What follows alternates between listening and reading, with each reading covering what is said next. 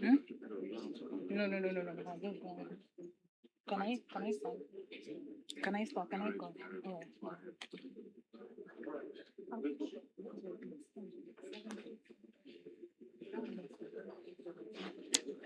So let me make welcome Mazi Ihai Boko with a standing ovation if we can, or a clap. Thank you.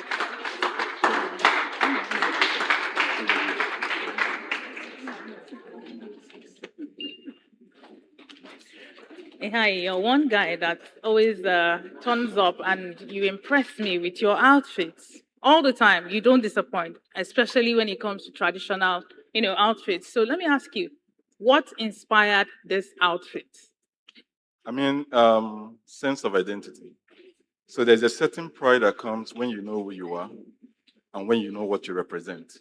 So how I make my appearances is determined by that sense of identity.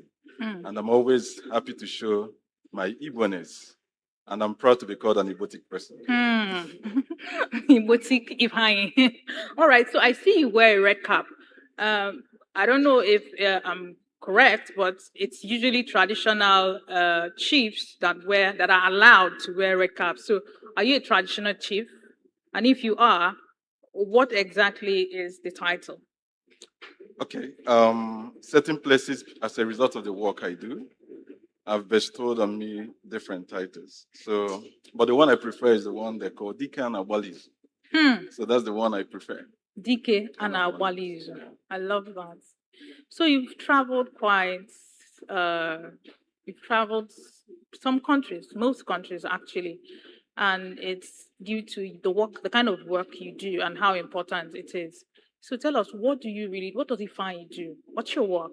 So I describe myself as a cultural storyteller and a documentarian, right? So our work is predicated on the need to document the story and journey of the Igbo person. Hmm. Because if you look at a lot of other cultures, you find out that the Igbo person is likely not to know their identity, their history, or where they come from. So it has become very imperative for someone to stand in a gap to do all of that and to find ways to transmit that across cultures, music, Hmm. fashion, language, and other related disciplines. Mm-hmm. And that is what we do. That underpins our work at the Center for Memories in Hmm. Chatandi. We'll get to that, but something you said just brought back, this memory of a saying in Igbo. "Now where's our day for number?" That's right. What it literally means is that the child of a king doesn't get lost in a far land.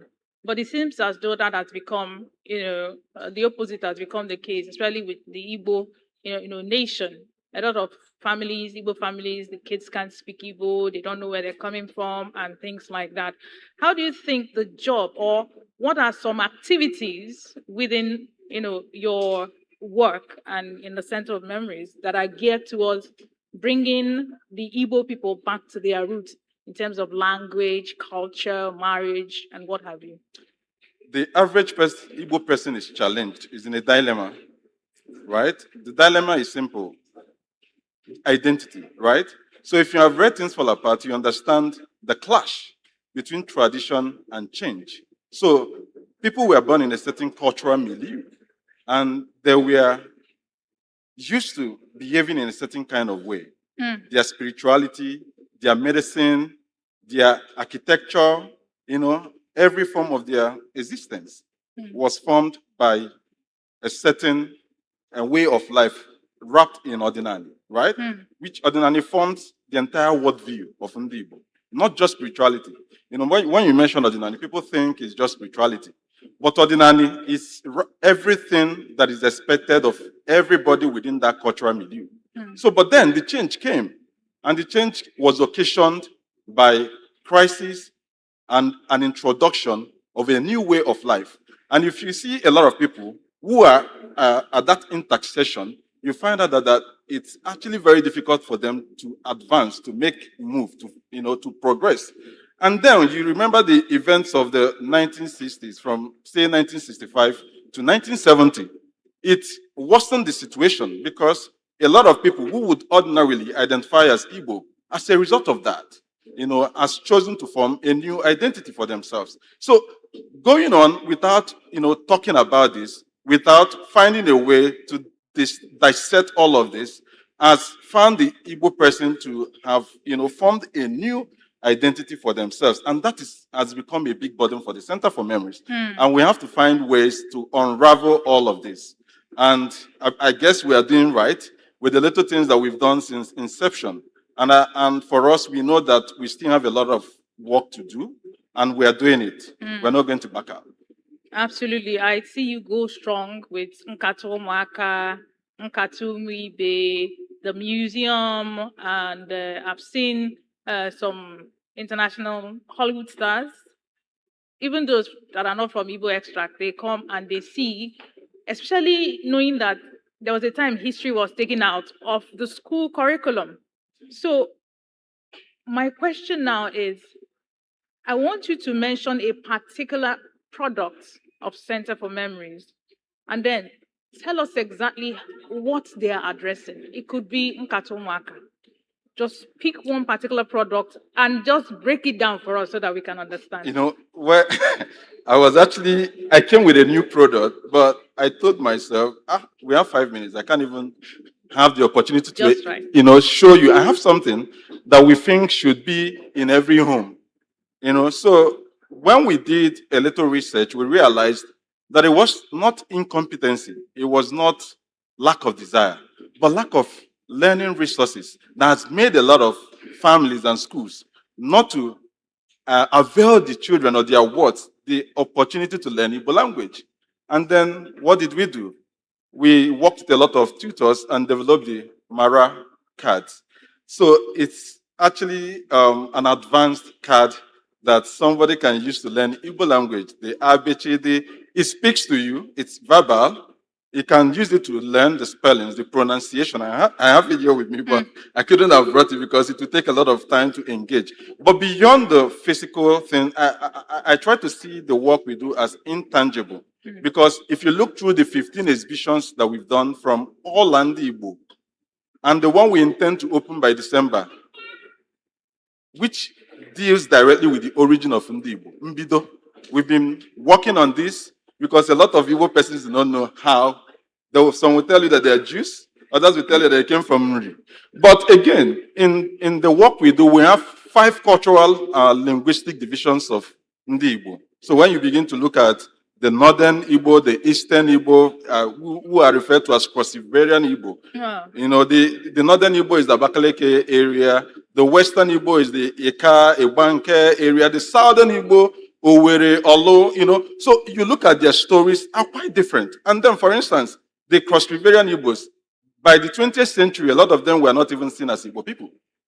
So the Arochukwus, the Ohofias, and a lot of other, places within that area, the Afigbos, so it actually, gives us a form of understanding about who we are. And I think we are ready, to unveil, that work to a lot of people. And it is coupled by a lot of works done by the likes of Adiela Afibo. If you've read the Ropes of Sand, the Igbos and their neighbors, and then the beautiful work of Elizabeth Isichei, the history of Ndibo, the works of Victor Chikwendo, the works of Catherine Acholono, they lived before Adam. So I don't know if you've read that. So we are putting a lot of things together, and we are working with historians of international repute who are going to, work together in curating this particular exhibition for a lot of people to help them understand who they are, where they are coming from, and where they are headed. So you look at what we've done with Nkatu Mwibe, for instance. Nkata is a thought leadership program. So Nkata didn't just come out. Now, Nkata was born as a result of the gap that has existed in, programs of such nature. One is the one that was started by Sam Mbakwe by 1976. The Ayajoko lecture that were done in Imo State. But by 1996, during the government of, I think, Sani Abacha, that program was banned. And so it gave rise to another program called Odenibo Lecture Series by the Archdiocese of Owerri. In fact, it was actually vetted by Archbishop Anthony Obinna.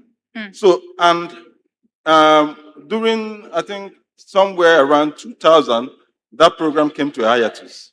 And then in 2018, by May specifically, the Center for Memories decided to plug that gap by establishing Nkata Umuibe to continue that thought leadership that Ndibo we are renowned for. Because, sorry, we make a lot of mistakes. When we think about Igbo people, we only think about them as traders, merchants. No, we were a creative, philosophical people. That was the society that Igbo culture was founded on. And that is why when you look at the Igbo metaphors, Igbo proverbs, you find a lot of deeply philosophical, intellectual words encoded in it that enables everybody to, get the skill of critical thinking. Because an Igbo person could have actually told you to stop stealing, but they will wrap it in such a way that would enable you to think critically. Do you know what it means to work with Ake and Wenofe? So it's actually a deeply philosophical society that whenever a word is uttered, one is expected to just take a deep breath and think through those words and find your deeper meanings in them. All right. So finally, before I let you go, and very quickly, where do you see Center for Memories taking cultural diplomacy, to in terms of Igbo culture and what the Igbo stand for? So what our experience over the years makes us feel like we're working in the right direction. So last year we worked with over 28 researchers from across different Ivy League in the world, from Harvard to Cambridge. All of them are coming down to the center to research.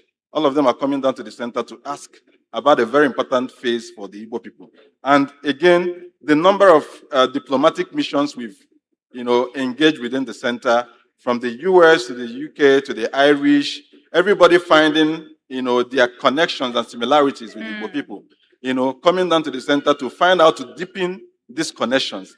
So for us, we feel like we need to take the Igbo story to the world, right? We've done that. We've done an exhibition. Even last year, the London Design Biennale, we focused on one site that is here in Enugu that a lot of people don't even know about, the Ledger iron smelting site, which the last carbon dating has actually shown that is actually the origin of iron age technology in the world, and not in China. It's in Enugu here in Ledger, right? So the Nigerian pavilion focused on that particular exhibition in London. And again, with the Smithsonian, which has the largest museum in the world, we are planning a couple of exhibitions between this year and next year. And so for us, we want people to understand that the Igbo contributed to the global body of knowledge and continues to contribute. Look at, for instance, what is happening in the UAE, where we have the cloud seeding. It's an arid zone, and today they can make rain fall.